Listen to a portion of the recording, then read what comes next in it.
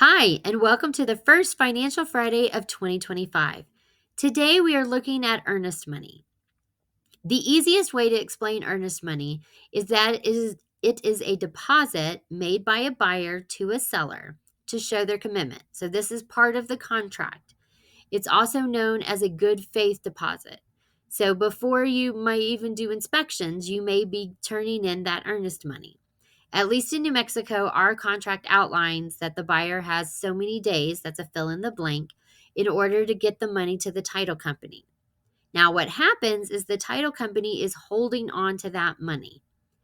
In the contract, it does tell them, at closing where this earnest money is supposed to go, if it goes towards the purchase price or closing cost or whatever. The problem comes in, what if we terminate the contract? And so you as the buyer, you're looking at the contract, you read the rules, you think you're following them, and you're like, sure, this should be easy peasy. It's totally refundable. That is not necessarily the case.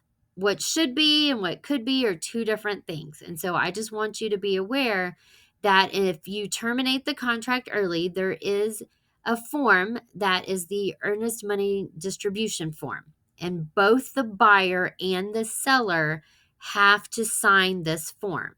And on there it says who's getting the money, how much money, and where it is going to go. So if the buyer and the seller do not agree, the title company cannot just hand over the money to the buyer or the seller. They have to have that agreement form. And there's different ways to get the agreement, obviously, but I just want you to be aware if you do terminate the contract early, there's no guarantees that within 24 hours you're walking away with your earnest money. So if you have any questions, please feel free to reach out to me or whichever realtor you're currently using. I hope you have a wonderful weekend. Bye bye.